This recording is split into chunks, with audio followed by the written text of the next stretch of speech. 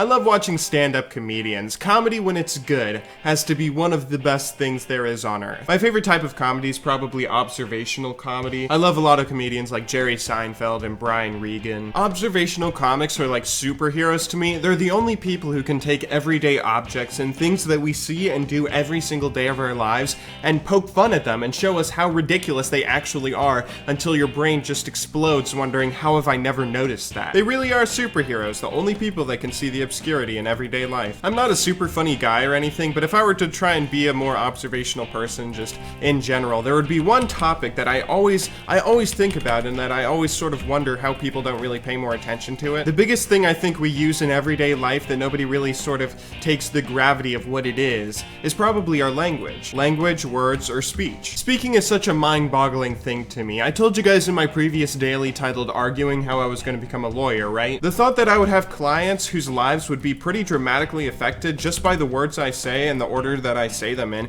is pretty mind-blowing. If I have a client who's suing someone, for instance, it all lands on me and my words. If I say the right words in the right order at the right time, then I could potentially get this guy a lot of money and his life would be changed forever because of it. This doesn't even have to be related to a job that focuses so heavily on public speaking, though. This is true for everyday life. Imagine if you have a job interview, or even better, imagine you're in a bar and you see a cute girl that you want to go ask out. Or it could be the other way around if you're a girl. 3% of my audience is female. So you see this cute person you want to go ask out, you go up to them and you start speaking. Saying the correct words in the correct order could potentially change your life forever. Getting them to say yes could lead to a long-term relationship. It could lead to you getting married. It could lead to you having kids and changing your life forever just because of the language that you use and the words that you chose to say. If you say something funny or charming and get that yes out of them, then that's something that just affects your life in such a huge way, and it was all due to language. On the flip side, speaking incorrectly could just end up with you never seeing this person again for the rest of your life. Even if you said the correct words, you could be convinced that you're soulmates. Any instance where we communicate with other people hinges so dramatically on what we say.